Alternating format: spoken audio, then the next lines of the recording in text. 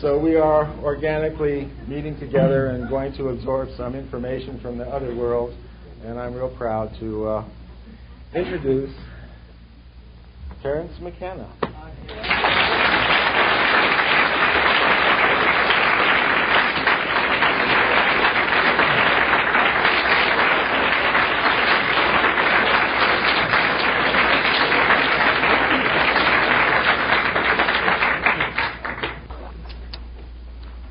I do want to mention this is a benefit for Botanical Dimensions and KPFK. If you didn't see the promotional material at the back of the room, you might look at it during the intermission. Botanical Dimensions is the real world kind of realpolitik response to all the issues that we deal with, that Kat and I hammered out over the last 11 years, really. And what it boils down to is a plant rescue project built around a 20-acre botanical garden in Hawaii. And what we're doing there is trying to bring in plants that are threatened in the warm tropics. Either the extinction of the species is threatened, or the knowledge of its medicinal or herbal or shamanic use is in danger of being lost. There are a lot of fancy organizations, World Wildlife Fund, Earthwatch, Earth First, that are saving the rainforest, or at least fighting that battle legally and by getting huge tracts of forest in the tropics made into reserves. Nobody is really even cognizes or is focused on saving ethnobotanical lore. In other words, the very subtle relationship between Aboriginal people and botanical resources in their environment. So that's something we're doing. What was touched on last night, and which is sort of one of the centerpiece themes of this point of view, is the felt presence of some kind of alien intelligence that is somehow cotangent to the human experience for different people in different ways, with varying degrees of intensity in different times and places. And though, at the bedrock of my take on things is the notion that there is really finally a mystery wrapped in an enigma, that there is no resolution. Nevertheless, as you close distance with this mystery, there are a series of analogical metaphors that don't really suggest themselves, but that are communicated to you by the other. And one of these analogical metaphors is the presence of this alien intellecti, this organized other that is folklorically present in tradition as fairies, gnomes, elves, jinns, afrits, sprites, tree spirits, that sort of thing, and anecdotally present in rural cultures throughout the world as the poltergeist and the milk-souring fairy, and the thing seems to reside in a curious area that is not epistemically clearly defined for the culture. In other words, the question of is it real or not is thought to be sort of tasteless. I mean, you would intuitively sense if you were drinking in an Irish pub, I think, and people began to spin leprechaun stories, that the question, is it real, is a real bring down, it isn't really like that, because the question, is it real, is ultimately can be shown to be infantile in any situation. I mean, is the Bank of America real? What are, immediately you realize that there are just assumptions skating over the mystery. But this felt presence of the other, I choose to talk about so much because it was for me such an astonishing personal surprise. I was raised Roman Catholic and indulged in the kind of theological fiddle-faddle that involves, and then grew out of that into atheism, into agnosticism, and by the time I got to college I was reading Jean-Paul Sartre and Husserl and these people, and pretty much the main had followed my intellectual ontogeny had followed historical phylogeny, and I had arrived in the 20th century. And then, having thought I had absorbed the lessons of LSD, which seemed to me to be to reinforce and confirm the theories of Freud concerning the dynamics of the psyche, that it was about repressed memory, repressed desire, sexual neurosis, parental, foul-ups in the projection of the parental energy patterns and this kind of thing. And then someone came to me one rainy February evening in 1967, and really a mad person, a kind of a social menace, an intellectual criminal. This guy had said to me only months before, "We must live as if the apocalypse has already happened." And here he was on my doorstep, and he wore these little black suits that he buttoned up to the throat. Anyway, he came in and he said, "Something that you might be interested in," and brought out a sample of dimethyltryptamine that he had somehow come into contact with. And I said, "Well, what is it?" And he said, "Well, it's this short-acting, it's a flash," he said. And I said, "How long does it last?" That was my first mistake. He said, "Oh, it doesn't last long." So I said, "Okay, we'll do it." And we did it.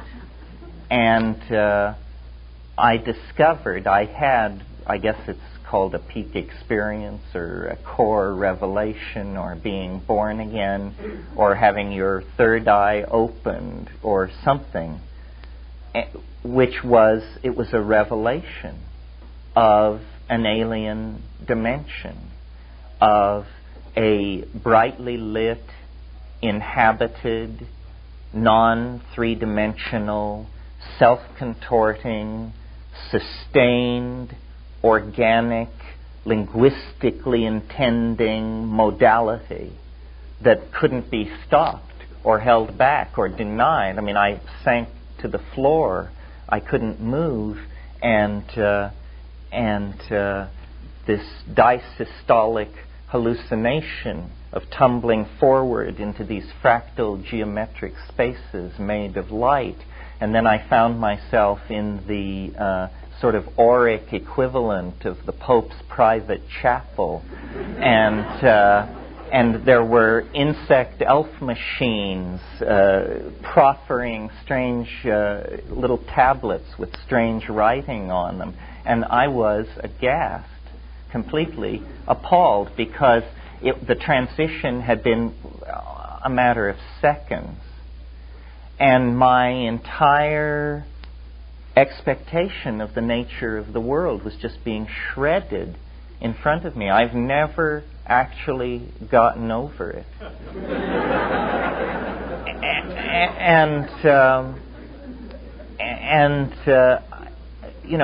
It all went on. I mean, they were speaking in some kind of, there were these self-transforming machine elf creatures were speaking in some kind of colored language, which condensed into these rotating machines that were like Fabergé eggs, but crafted out of luminescent superconducting ceramics and liquid crystal gels, and all this stuff was just so weird and so alien and so un-Englishable that I felt like it was a complete shock. I mean, the literal turning inside out of the intellectual universe. And I had come to this, I thought, fairly intellectually prepared. A kid, but nevertheless, double Scorpio, art history major, Hieronymus Bosch fan, Moby Dick, William Burroughs, And it was, as I came down, and this went on for like 2 or 3 minutes, this situation of discontinent orthogonal dimensions to reality just engulfing me. And then as I came out of it and the room sort of reassembled itself, I said, I can't believe it. It's impossible. It's impossible. To call that a drug is ridiculous. It just means that you just don't know, you just don't have a word for it, and so you putter around and you come upon this very sloppy concept of something goes into your body and there's a chain. It's not like that. It's like being struck by noetic lightning.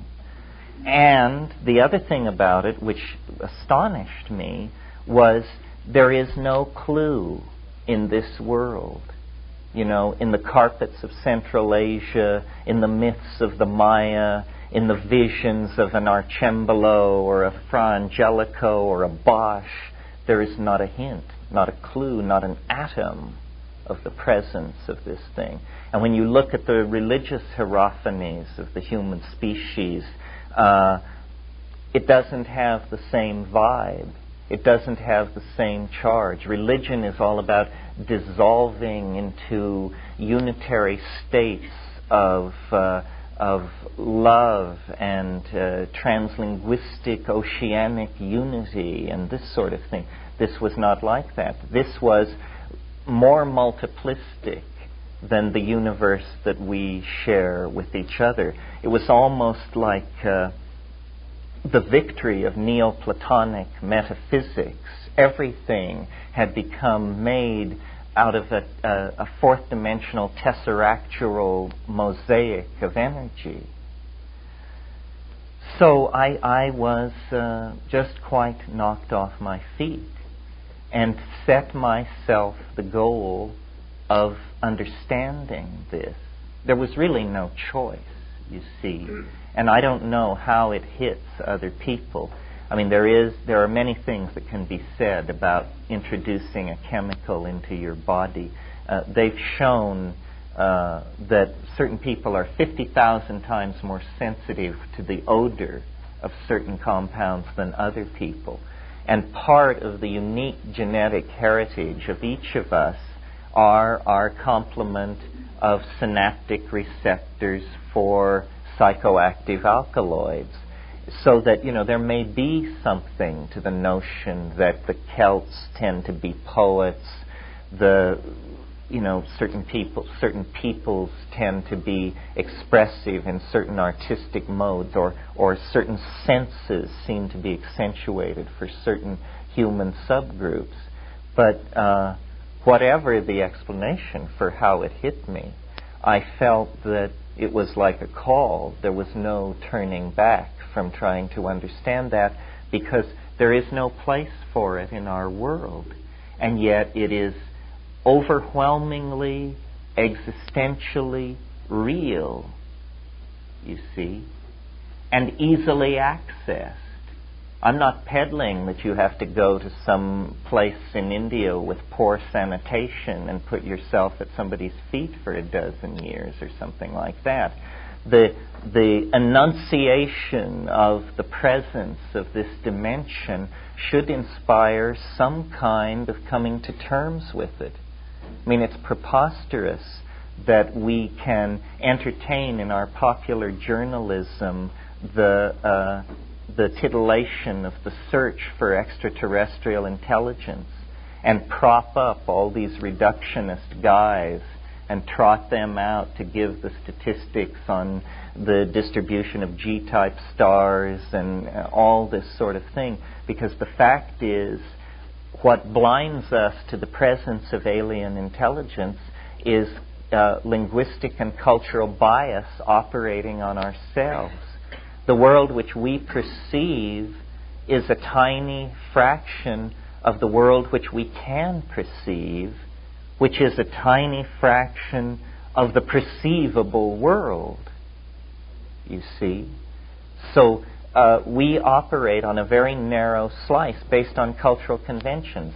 So the important thing, if synergizing progress is the notion to be maximized, and I think it's the notion to be maximized, is to try and locate the blind spot in the culture, the place where the culture isn't looking because it dare not, because if it were to look there, its previous values would dissolve, you see.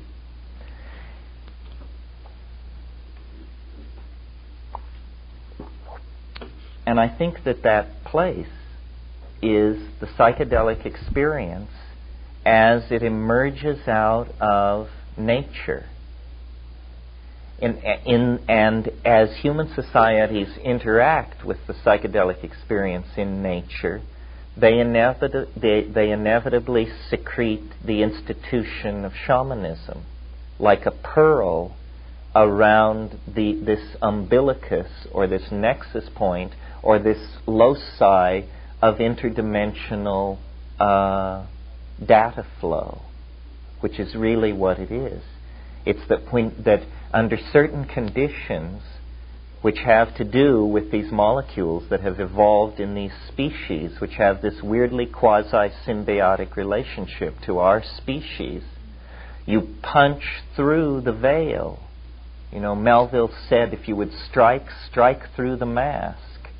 And that's what's done. You strike through the mask of the coordinates of apparent reality. And then this thing is there, which to me is a miracle. It transcended any miracle I could ever ask for, because it not only had the quality of a miracle as I imagined it, it had the quality of a miracle as I could not have imagined it. It was entirely charged with the energy of the other.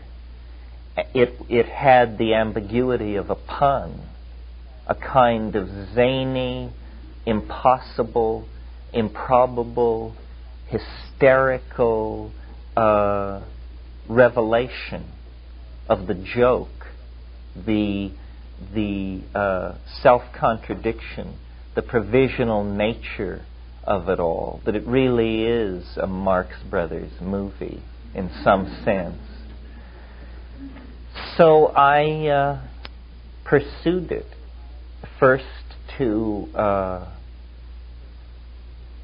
Nepal and involvement with pre-Buddhist shamanism in Tibet, because the thing that puzzled me most, I guess because I was an art historian, was this absence of the theme in the artistic productions of humankind. And I felt that maybe there was a trace of it in the artistic conceptions of the old pantheon of Tibetan shamanism, and that Central Asian Tibetan shamanism had actually created astronauts of inner space that had gotten good recon on this same area. You know, the Dharmapalas, the guardians of the Dharma, are not Buddhist deities per se. They are autochthonous Tibetan folk demons that protect the Dharma by virtue of the fact of having been overcome in magical battles by great Buddhist saints who came to Tibet. In fact, there are, or were before the Chinese occupation, monasteries in Tibet where the vow of fealty to the Dharma on the part of the Dharmapala had to be renewed by the monks every 24 hours, or the thing would run amok and be on its own and bust up the countryside. I'm just telling you what they told me. So it seemed to me that this raw sense of the shamanically accessed demonic realm was there. And I also saw traces in Hellenistic Gnosticism and alchemy, but such thin traces. So I went to Nepal, immersed myself in that, and decided ultimately that it was inaccessible. I wasn't sure whether it was there or not. And then I placed myself in the context of nature by moving my sphere of operations to eastern Indonesia, to the climaxed continental rainforests of the ancient continent of Sundaland. You see, Indonesia was a continent until as recently as 120,000 years ago, and then with the melting of the glaciers and the subsidence of this continent, it became a vast group of islands. And I think that it was my good fortune, or the fortune of my fate, because it was prudent for me at that time in the late 60s to remain outside the United States. And so I sort of had to become the hero I had pretended to my friends that I was, which I wasn't. I had an around-the-world air ticket and was entirely a preppy poseur. But suddenly, return was not a possibility. And so I became, and my apologies to Buddhists in the audience, a professional butterfly collector. And I pursued this blood sport for many months in these remote montane jungles of eastern Indonesia. And that was where the missing link in the quest for the resolution of the meaning of DMT and spirit fell into place.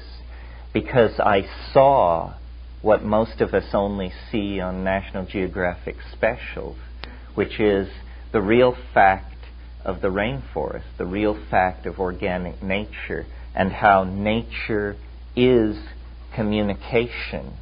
Not only are the species that comprise the biota linked by pheromones and acoustical signals and color signals and all of these various methods by which communication is seeping around. In fact, nature ultimately resolves itself into a self-reflecting syntactical metasystem. And you can pursue this right down to the DNA. DNA working as it does with nucleotide sequences that code, right? That means arbitrarily assigned code for certain amino acids. It means that organic objects are essentially utterances in three-dimensional space of some kind of universally distributed linguistic intent. This is what it means when it says, "In the beginning was the Word." Nature is that Word, this infinitely self-adumbrating, fractal, syntactical hallucination that has an infinite number of facets for potential regarding and self-regarding. And then, might invoke here Gödel's incompleteness theorem, which, as I'm sure many of you know, was Kurt Gödel's brilliant contribution to theoretical mathematics, where he showed that the possible set of true formal statements generated by any formal system was exceeded the possible set of true formal statements which the rules of that system allowed.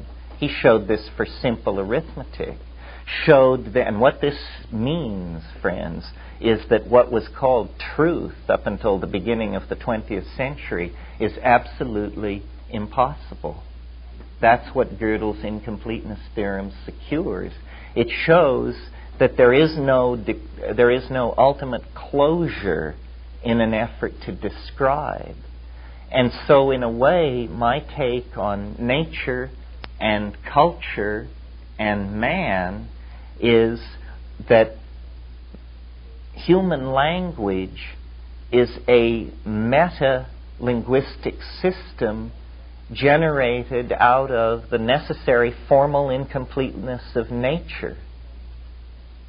You see? It's that nature is a self-describing genetic language, and yet out of it arises something which is not formally predicted by its constraints and rules. There's a symmetry break there, and a so-called emergent property comes into view. And this emergent property is our unique ability to provisionally code sound to meaning, so that we then can freely command and reconstruct the world. We imagine that we do this for our own purposes of communication. The analysis that I'm suggesting would seem to indicate that actually we do it because we are complicated enzyme systems that are moving linguistic charge around inside some kind of meta-system, very important for the emergence of new order out of nature, you see. And I talked about this a little last night.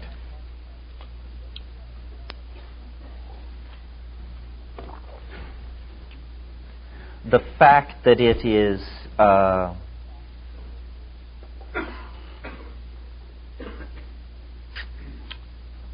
contrived, provisional, is very interesting.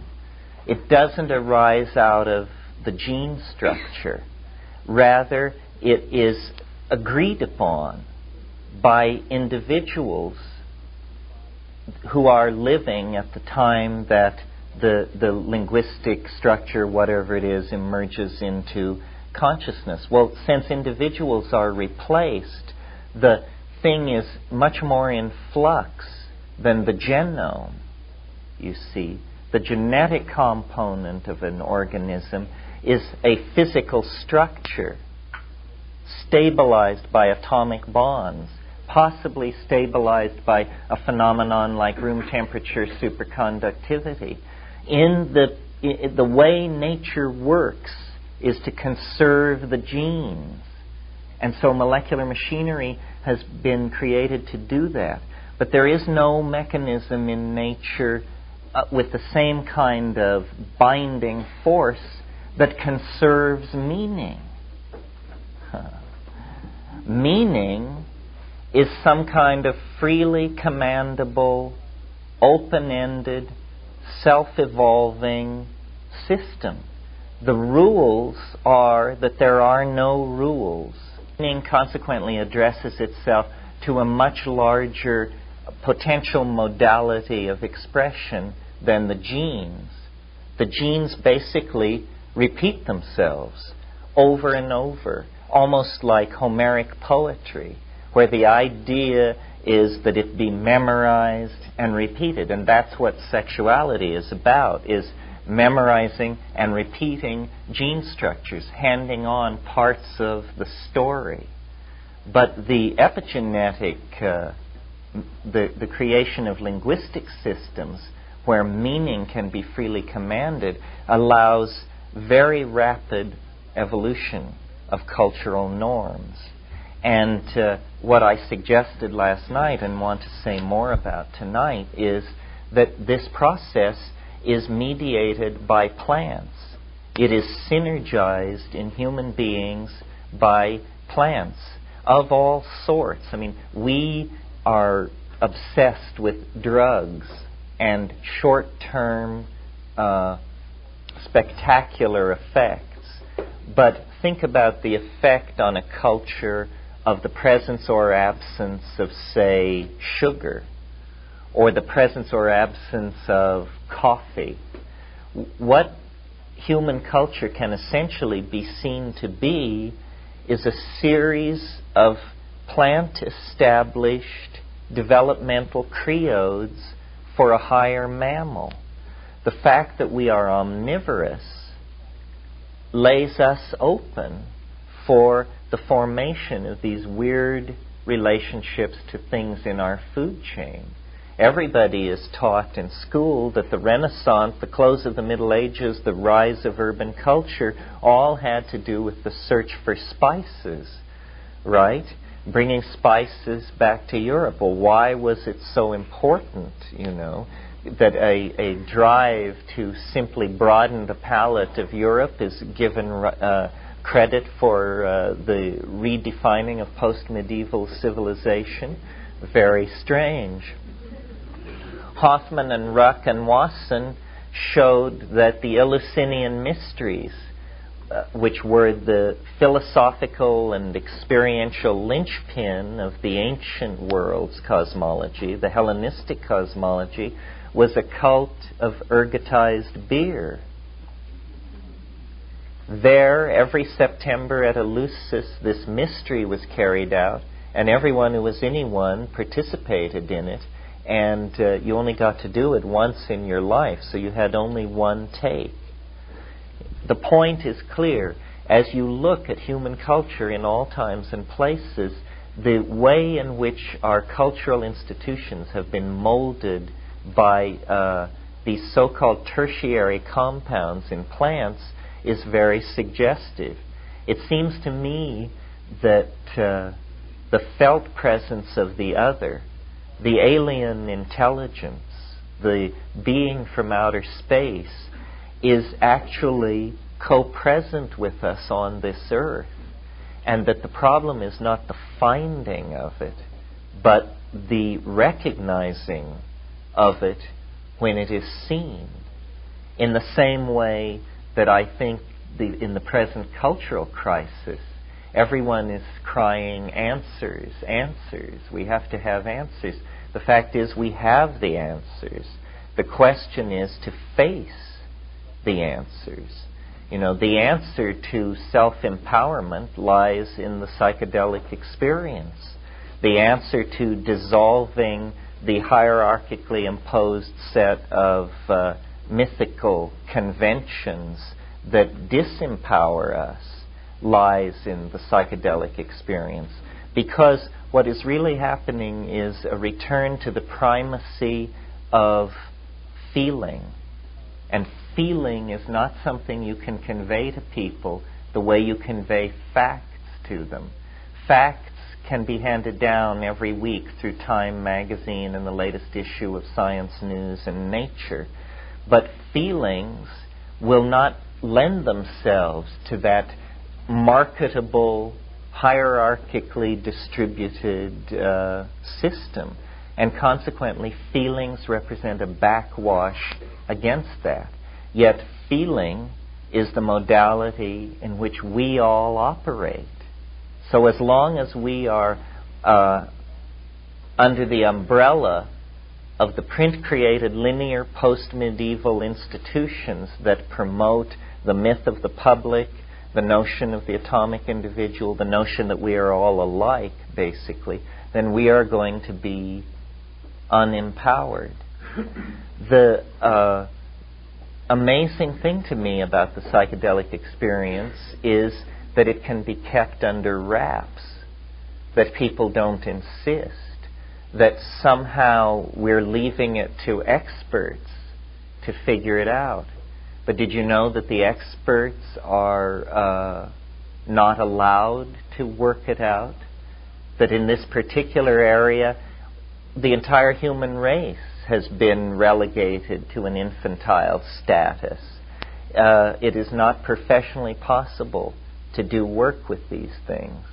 Nevertheless, our cultural crisis is deepening mainly because we have very poor connections between our fragmented and autonomous psychic structures within ourselves as individuals and within ourselves as a society. Our whole problem is that we can't communicate with each other, we can't express intention. And the psychedelics are sitting there waiting to unify us, to introduce us to the translinguistic intention, to carry us forward into a realm of appropriate cultural activity, which is, to my mind, the realm beyond history.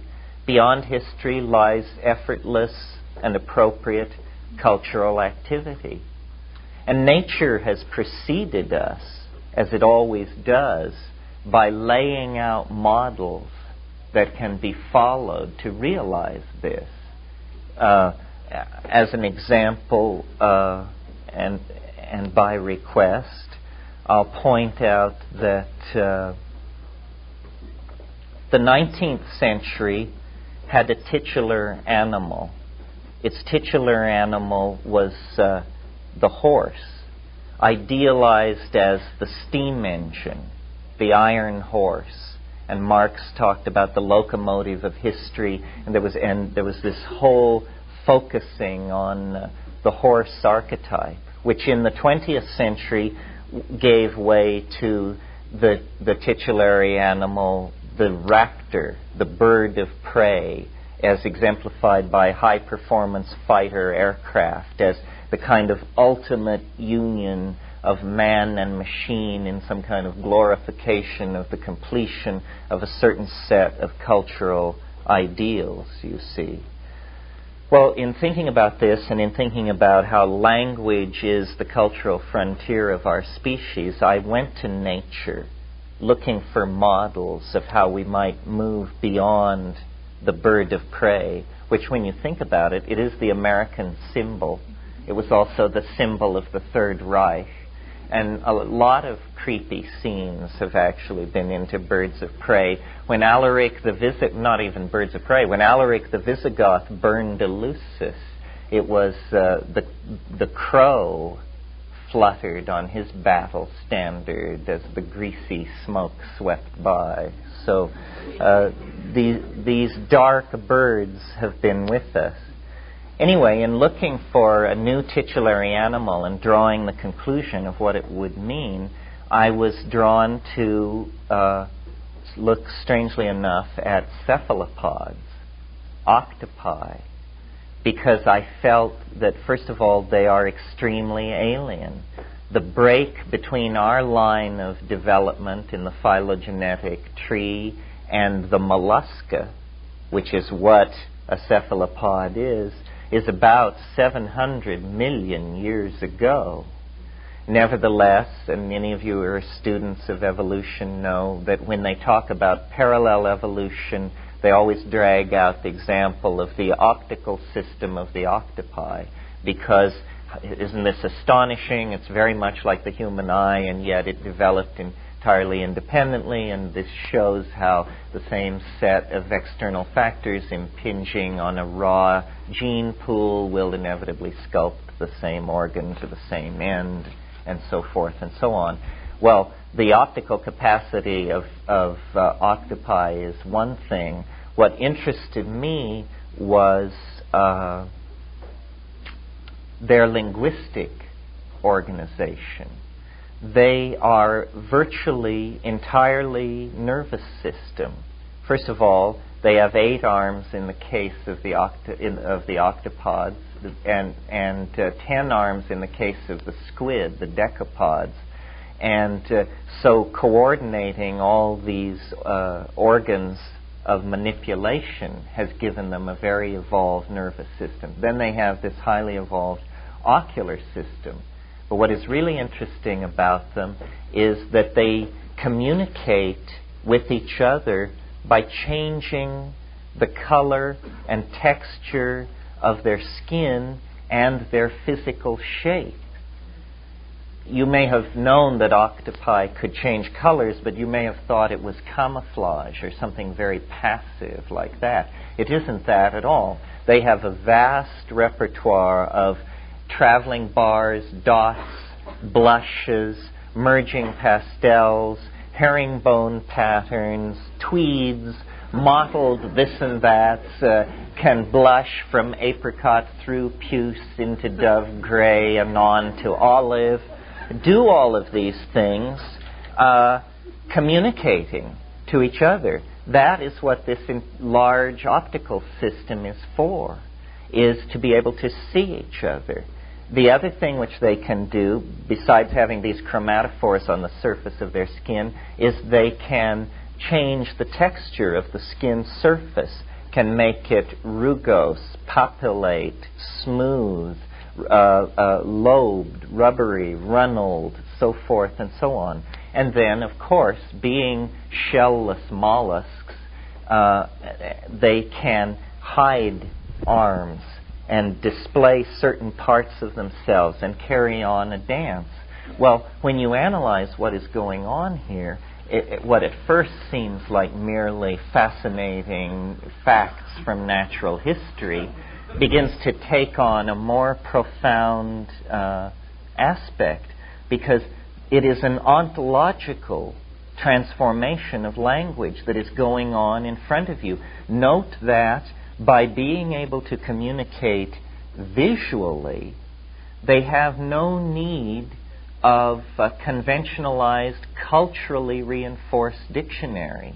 Rather, they experience pure intent of each other without ambiguity, because each octopod can see what is meant.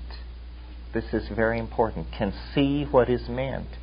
And I think that this heralds, or could be made to herald, a transformation in our own definitions of language and communication. What we need is to see what we mean. It's not without consequence or implication that when we try to communicate the notion of clarity of speech, we always shift into visual metaphors. I see what you mean. He painted a picture. His description was very colorful. It means that when we intend to indicate a lack of ambiguity in communication, we shift to visual analogies. This can, in fact, be actualized. And, in fact, this is what is happening in the psychedelic experience, is that we discover just under the surface of human biological organization the next level in the organization of language. It's the ability to generate some kind of acoustical hologram that is manipulated by linguistic intent. Now, don't ask me how this happens, because nobody knows how it happens. At this point, it's magic. Nevertheless, the fact is it does happen. You can have this experience. It represents a synesthesia in the presence of ongoing communication. It is, in fact, telepathy. It is not what we thought telepathy would be, which I suppose if you're like me, you imagine telepathy would be hearing what other people think. It isn't that.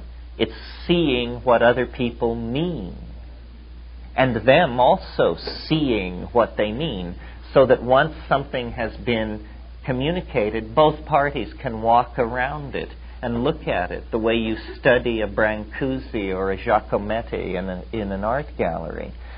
By eliminating the ambiguity of the audio signal and substituting the concreteness of the visual image, the membrane of separation that allows the fiction of our individuality can be temporarily overcome, you see.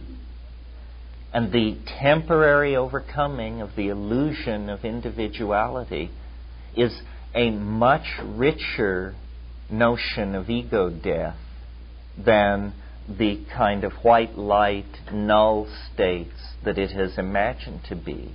Because the overcoming of the illusion of individuality has a political consequence. Political consequences. The political consequences are that one can love one's neighbor, you see, because the commonality of being is felt, not reasoned toward or propagandized into or behaviorally reinforced, but felt. This is why there is this persistent notion which tracks these psychedelic compounds of a new political order based on love, which is, it was a hard thing to say in the Panhandle in 1965. It's not easy to say in heavy metal LA in 1987.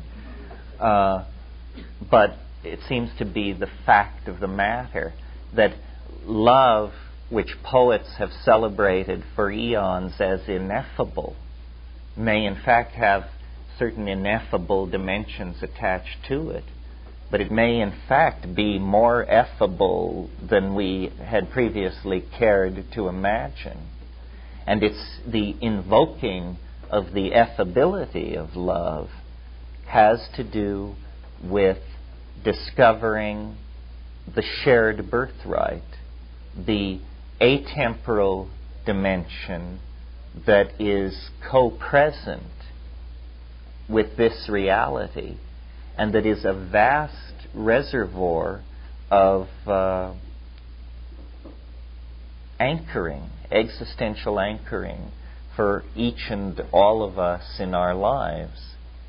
So my response to feeling the political pull of this, feeling the power to transform language that resided in these things, was to go to the people who I thought would know most about it, the shamans for whom hallucinogenic shamanism has never been an issue, for whom the notion that you're supposed to do it on the natch is a patent absurdity. I mean, if you're serious about doing it on the natch, I suggest you eliminate all food, because this notion of the pristine self somehow riding above the muck of the world, carrying on a spiritual evolution, is absolute foolishness. I mean, we are made of the stuff of the world. People who do not confront the presence of the hallucinogenic possibility are turning their back on their birthright, in the same way that if you do not experience sex throughout your life, you are turning your back on your birthright. I mean, after all, we could argue that to allow another person to touch you is to not do it on the natch, right? But, dear friends, we're slicing too close to the bone here to take that approach. It's much better, I think, to open to the world. The world is communication. Nature is the great teacher. All human gurus are simply distillations of the wave of nature that is coming at you. So you can just short-circuit the whole human boil down and go straight to the executive suite by putting yourself under a tree in the wilderness. I mean, they all have said this, but they need to be taken more seriously on the subject of their own expendability. Me too. Going to the Amazon with these kinds of notions and looking at what had been achieved there, I came to have a vision then of the future that could be. That we are sort of hurling ourselves into a new Stone Age where the fruits of the prodigal wandering that I discussed in such detail last night can be used to infuse new meaning into that paradise. The imagination of man and woman is so incomparably rich and exerts such an attraction on us as the builder monkey that we have to honor that. We cannot demonize that and preach a kind of naturalism that, if actually put in place, would cause the starvation of tens of millions of people. We have passed the point where some kind of Luddite reform can save us. It's only, I think, very self-indulgent elites that can preach voluntary simplicity, because a lot of people are experiencing involuntary simplicity. And unless you're one of them, it rings rather hollow to be told that Zen values are best. So I think that reinserting ourselves into nature is inspiration for cultural design. That's what it is. It's not flight from the design process, but a reinvigoration of it. And some of you may be aware of the concept of nanotechnology, where everything is built at the molecular level. We, by studying the mechanisms of the cell and the immune system and DNA, we begin to have a picture of how molecules and atoms are the machine parts of a microcosmic world that, if we were elf chemists, we could make our way into and create anything that we could imagine. I mean, I can foresee a world where all machines will be made by DNA-like polymers that will code base materials into larger and larger aggregates. The miniaturization of our world is a great frontier. As culture becomes more enveloping, its physical manifestation should become less material, you see. So the ultimate notion is of the world turned back to the form it held, let's say, 35,000 years ago, where people live in an environment of entirely climaxed natural perfection. However, behind their eyelids lies a culturally and consensually validated data phase space that is culture, civilization. Turn each of us into a telepathic aquarium that has a direct pipeline to the general ocean of mind and being. This is possible. In fact, it's not only possible, it may be the only decent solution to download ourselves into another dimension. And I want to note in passing the collapse of Max Headroom, and what a tragedy I think that is, that his last show was last night. This was a weird force for cultural transformation, but to be applauded. If anybody here tonight has anything to do with it, I wish them luck. But this sort of notion, people, the Max Headroom people and the William Gibson people have a very high-tech take on this, because they are interested in accentuating this tight blue jeans, cyberpunk kind of notion. But in fact, the worlds that they describe will have many, many different social subgroups and social ecosystems forming in them. What the future really means is a choice to become who we are, to flower out, to find our own way. McLuhan saw this 20 years ago. He said that the rise of global electronic feudalism would create an atomistic fragmentation of culture. It may well be that within 50 years the largest organizational entity on the planet will be corporations with a few million loyal employees, and all larger social institutions will have disappeared. because they don't command loyalty in a social environment where direct experience has become empowered.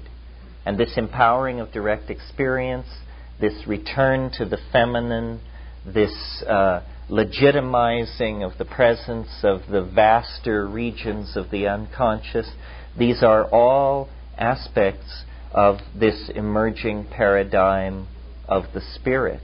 Understanding and imagination in the light of nature, which is what this two-night party has been called, is a definition of the spirit. Understanding and imagination in the light of nature. In other words, true understanding, poetic imagination, standing as a mirror before nature as object, will cause the hologrammatic presence of the spirit to magically appear. It will be then seen to be a kind of emergent quality of the situation that was previously masked simply because the elements had not fallen into the correct arrangement. And I think, as we move forward through time over the next 25 years, there will be many prophets of the transcendental object at the end of time. Many takes. The important thing, I think, is to recall Gödel's incompleteness theorem and to always recognize the provisional nature of the metaphysical goods that you're going to be sold. Nobody has the faintest notion of what's going on. It's important to keep that in mind. If you have that in mind, everything else, then the game proceeds much more cleanly. What is ahead of us is true high adventure. The essence of it is its unknowability. Its promise is transformation. Its theater of occurrence is the here and now. We are not waiting for it to begin. It has already happened for us, and our job is to understand how that can be so. Plato said time is the moving image of eternity. My notion of shamanism is it is that state of mind which accrues to those who have seen the end. By cultivating this notion of closure with hyperspace, imaged as the archaic return to the world of the pre-cultural ambiance, we can have an anticipation of the transcendental object. It is still in Eden. It is we who have undergone the fall and the recurso. And now the laden prodigal returns to beat at the doors of the manorial home, the birthright. And within, I think, lies the beginnings of true civilization. We are the forerunners of a truly moral and ethical human society. The deepest aspirations, however badly mangled and mishandled by our traditions, nevertheless still have the potential for archetypal fruition within them. The torch that has been passed from generation to generation ad infinitum back into the distant past is alive. And by some strange quirk of the metaphysical machinery, it's our great privilege to live through this symmetry break, this revelation of the next level of the open-ended mystery. And I think that the real thrill lies in relating to it with an open mind, a sense of caring, a sense of wonder, and a sense of real, grounded, intellectually firm hope. So that's all I want to say this evening. I think we'll break for about 15 minutes, and then we'll have questions. Thank you very much.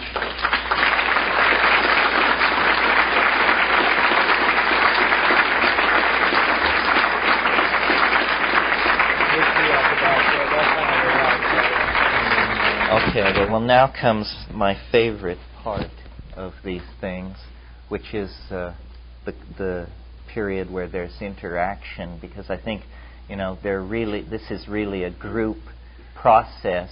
Every one of you, to some degree, has taken upon yourself the role of the Magellan in the living room, and probably everyone in this room has at some time or another gazed upon things no other human eye has ever beheld.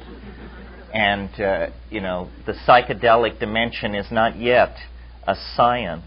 We're more like explorers, comparing our crudely drawn maps and hastily scrawled journal notes to try and together get a picture of this new continent in the imagination. So, I'm yours, sir. You have said in your book about that the mushroom was genetically engineered for producing psilocybin by alien intelligence. What do you think now about the possibility of us making that again, putting those genes producing psilocybin in other kind of organisms like fungi or plants, or, I don't know, about animals? Oh, well, interesting question. I think it's the question was, I've described the mushroom as genetically engineered by some other agency for the production of psilocybin. What do I think about the possibility of human beings being able to genetically manipulate organisms to produce psychedelic compounds? I think that the technology and theory has reached the stage where if there's an enterprising graduate student within the sound of my voice, the way to go is to locate the gene for psilocybin in the mushroom genome and to translate it via standard techniques to E. coli, to Escherichia coli, and then you would have a easily grown bacterium, which would be a chemical factory for pouring out psilocybin. So, if any of you are aspiring genetic pharmacologists, this would be a fine thing.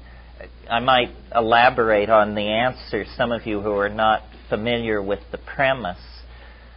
The reason I suggested that the mushroom might have been engineered and be in fact an artifact of an alien intelligence was, number one, of course, the informational content of the trip, but number two, the fact that psilocybin is 4-phosphoryloxy-N-dimethyltryptamine, the only 4-phosphorylated indole known to occur in nature, Out of thousands and thousands of compounds and organisms, only one 4-phosphorylated compound is known.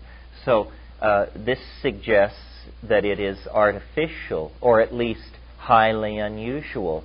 Every week the science magazines are full of talk of strategies for locating and identifying extraterrestrial life. Well, a very obvious, practical, and scientifically reasonable way to proceed would be to look at the DNA of various life forms on Earth and see if there are any where there is a wild statistical departure from the norm. And whenever you get an organism which is producing or has genes that no other organism has, this is highly suggestive, because evolutionary types evolve incrementally out of each other. So you would expect that there would be a relative smoothness in the expression of genetic products, that one fungus would be rather like its taxonomic near relatives, one menosperm or member of the Rubiaceae would be chemically similar to another. In fact, of course, we do find subtle chemical variations, but the presence of a 4-phosphorylated indole in a fungus like that is very suggestive. And there's an interesting book by Cyril Punampurama called Perspectives on the Problem of Extraterrestrial Communication. And he outlines there what he believes would be a general strategy for extraterrestrial contact that any kind of species would have to operate against if it were to seriously conduct a search through space.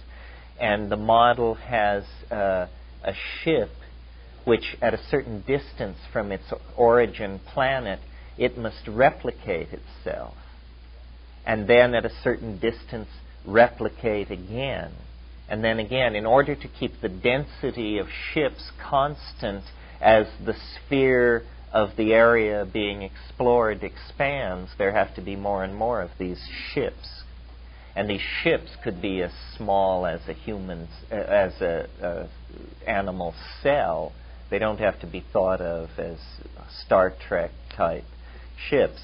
But the point is, this ship contains a message that you have to read and call in, because there are so many planets and star systems to be surveyed that the only way such a survey could be conducted is if there were a message in the ship qua organism, such that in the gene swarm of an alien planet it would eventually be read by an organism on this planet, and that organism would act to do the things necessary to call the central switchboard, and then they would say, aha, we have contact in sector alpha sub n 362, and they would concentrate all their attention there. The biological world that we assume to be natural may in fact be the artifacts of a much higher intelligence. Here. Yes, would you speak on the timeline a little? Oh, what a kind questioner. To lead me to my favorite subject.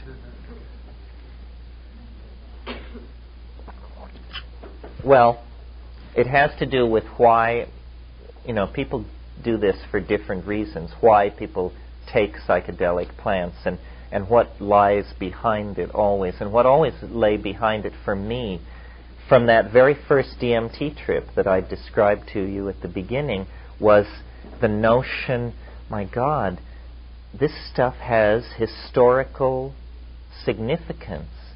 It's really important, or nobody knows about this. Carrying with it the notion we are discovering it. If we could bring it back somehow, it would change the world. Perhaps people are bringing it back by designing buildings and creating fashions or fashioning mathematical descriptions of reality. I never had that aspiration.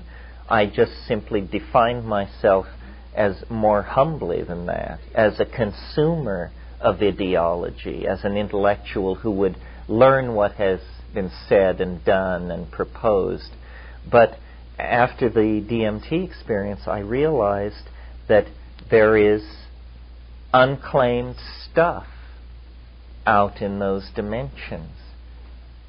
James Joyce says in Finnegan's Wake, up nient prospector, you sprout all your worth and woof your wings.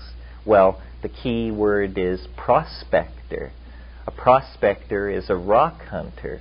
I wanted to prospect for the alchemical stone, for the lapis philosophorum, and I conceived it as an idea. And the timeline, I think it would come differently for each of us. For me, it was this incredibly formal, aesthetically symmetrical, and therefore satisfying idea about what time is. That the Tao is something which could be mathematically described as a flux of a quality in time, a quality that I named novelty. And once I had enunciated it for myself, I saw that that was the part of the world that we have no description for. Science gives us descriptions for what is possible, but we have no descriptions for what, out of the set of the possible, undergoes the actual formality of occurring. Why are certain things selected to come to be? And I saw then the notion of the Tao, which is generally presented as a kind of intuitive notion. You're not supposed to demand too much hard-edged clarity. You say, just flow with it, man, flow with it. Well, when someone says flow to me, I think of equations which would describe flow as a dynamical system which therefore can be mathematically modeled. And what the timeline is a seeing that the very largest patterns which describe the whole birth, evolution, and death of the universe are repeated at successively shorter and shorter spans of time, and down into the quantum mechanically and microelectronically cognizable realms of time, the realm of the nano and the picoseconds. And studying the Qing, which I saw then as a kind of phenomenological description of time produced by the Oriental mind, completely unencumbered by our particular set of cultural conventions. I mean, certainly having its own set of peculiar conventions, but not ours, that there is a pattern in nature, not in three-dimensional space, but in time, a pattern in time on many levels that reproduces itself and can be known, can be formally described, and once known, can be seen to control the ebb and flow of connectedness, or the forward and backward surge of novelty. And I thought that this was a great insight. Since it was the only one I had, I could hardly sell it short. And what pleased me most about it was, a rap is a rap. It's as good as the rapper.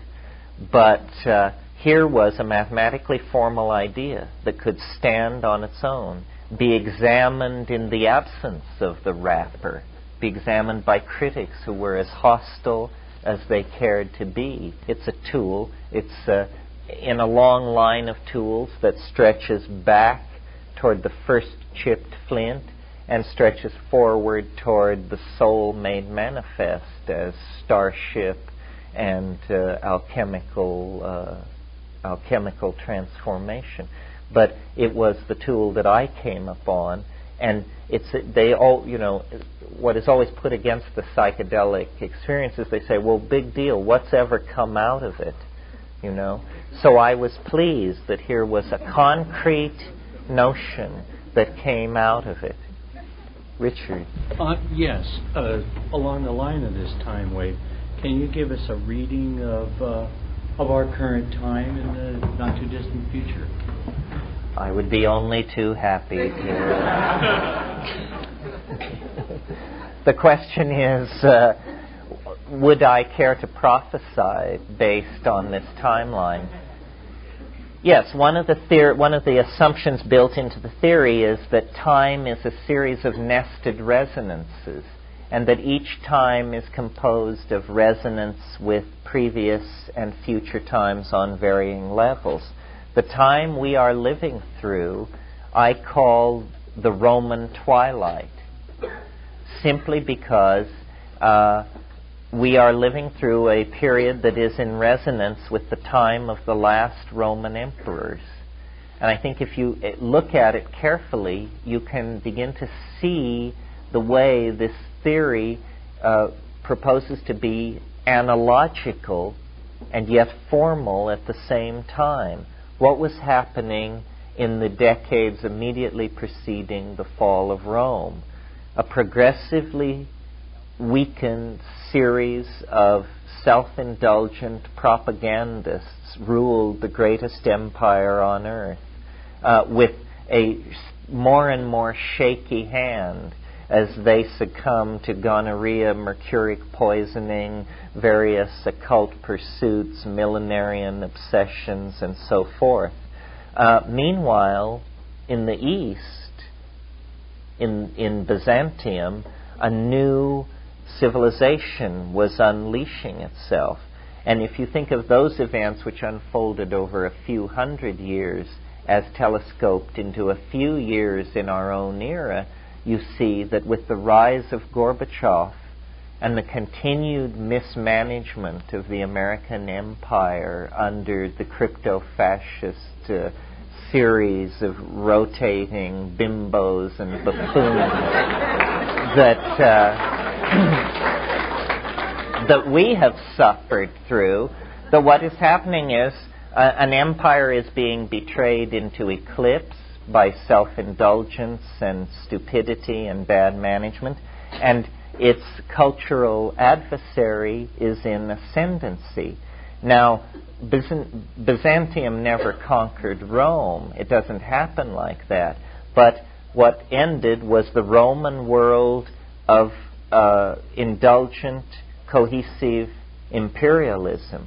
And what it was replaced with was a rise in religious fundamentalism, a stricter and more Puritan kind of morality, the rise of epidemic diseases, and a vast economic retrenchment, which initiated what we call the Dark Ages. Now, in the present situation of the 20th century, these themes are being recapitulated at an extremely rapid rate. So their dark age is for us a tough 3 or 4 years, fortunately. You know, it's said history occurs first as tragedy, then as farce. We are the heirs of the vast tragedy of extended history who live through the curiously mediaized and dehumanized farce of the recapitulation of these themes, so that, because the very notion that the last 10 Roman emperors could be symbolized by someone like the present chief executive cannot fail to bring a small smile to any open mind, I think. So what I see happening between, or over the next 24 years, really, is first this retrenchment, which, hell, it may be upon us, judging by the market's performance Thursday and Friday.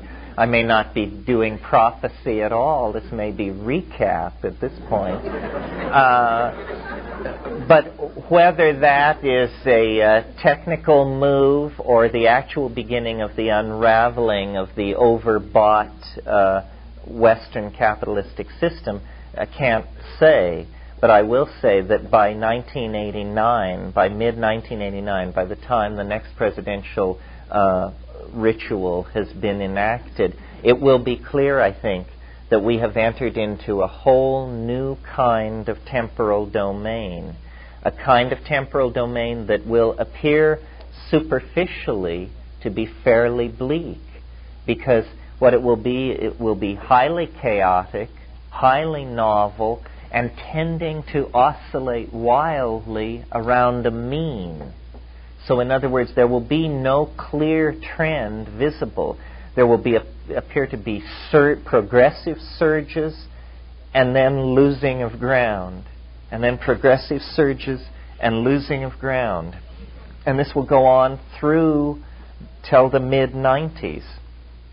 Around 1996-97, the resonance pattern will have shifted, and we will be occupying a relationship to the late high Middle Ages and the emergence of the new social forms created by the emergence of the mercantile class and the bourgeois. In other words, private wealth, cities, end of cultural insularity, a restarting of the economic machinery, and a kind of new flowering, but still under the shadow of these fundamentalist forces that will have come into ascendancy in the previous Dark Age. Then, in 1998, we come into that area which is in resonance with the period of the discovery of the New World, 1492, in other words, and the exploration of the New World and its subjugation over about 150 years, which followed from that, will be what will be going on as we close out the millennium. What the discovery of the New World will mean in terms of our reenactment of these great themes is anybody's guess. It could be the vindication of my style of rap, a nearby inhabited dimension filled with alien intelligence. Or it may be the vindication of a more orthodox sort of expectation of extraterrestrial contact, or perhaps ultimately the launching of large telescopes into orbit, which will confirm for us the existence of oxygen-rich, water-heavy worlds around nearby stars. I mean, that alone would make an intellectual revolution that would leave our world unrecognizable to itself. We have to recall that as recently as 500 years ago, the continent that we're inhabiting was unknown. It was something talked of by wild-eyed dreamers. You know, it was an impossibility, a psychedelic dimension. Everyone knew that when you sailed west far enough, there'd be monsters, and that was the end of it. It was literally the unconscious. Now, you know, we deal in the real estate of that unconscious, and there is no reason why our children should not deal in the real estate of the psychedelic of the psychedelic dimension that we are discovering and confirming over the next 10 years or so. Let me carry this through to the end, because the good part comes at the end. After the turn of the century, the acceleration of the unfolding of these resonances becomes more and more intense, and eventually we reach the supercompression of modern times. This is why I proposed to you last night the term compressionist for this school of thought that myself and Sheldrake and Frank Barr and Ralph Abraham represent, because we all are talking about the dense nesting of concrescent systems, and ultimately, in my own point of view, the emergence of a transcendental object at the end of time. And the end of time is not far off. As Joyce says in The Wake, it may not be as far off as ye wish to be congealed. It is, I think, within the lifetimes of all of us, there will be an ontological transformation of the human mode. So I think the transcendental object is emerging. Once it has emerged, there will be no big deal about it, in the same way that we look back at the emergence of language, and nobody jumps around or gets excited about it, or only a few philosophers do. And yet the fact that we possess language is the thumbprint of God upon our species. It's an impossible break with previous animal organization. I mean, you can talk all you want about Coco the talking gorilla and this and that. I mean, but then you turn to a poem by Andrew Marvell and you realize, there is an ontological break here. There is not an even progress. So as we anticipate this thing, it could be anything. It could be the visible language that I indicated as a possibility earlier this evening. It could be emergence in an extraterrestrial mind. It could be the transcendental emergence of all and everything, the Tao made flesh, the actual collapse of the state vector into some kind of mysterious completion. But it's much more rational to place this kind of singularity at the end of a complex evolutionary process like the life of the universe than at the beginning, which is the scientific approach, to just say, well, everything sprang from nothing for no reason in a single instant, and please don't ask questions about that because our map begins 1/10 trillionth of a picosecond after that happened. We don't talk about that. Well, isn't this somewhat begging the question for an intellectual enterprise that purports to offer an explanation of how things came to be? So the transcendental object, which suggests to me a negative casuistry, a purpose in the universe that is focusing and drawing everything toward it. And in fact, I've said, history is the shock wave of eschatology. History, which lasts 10,000 years, is this microsecond of ultra-complex experience where the penetration of the natural world by the transcendental object each exists cotemporaneous with the other for a historical or geological microsecond, and then the two terms are merged and all opposites are dissolved, and somehow the gift is claimed, the pearl is restored, and the project is ended. We are living through that moment, a 10,000-year rush from chipping of stone flint to walking through the violet doorway of a self-generated hyperdimensional vehicle that carries us to our true home. No wonder it leaves an explosive set of eddies in its wake. I said last night, this is what happens when a culture prepares to depart for the stars. This is not business as usual. This is something else entirely. And it's the intellectual adventure and challenge of our time for each of us to understand this in terms relevant to ourselves and the people immediately around us.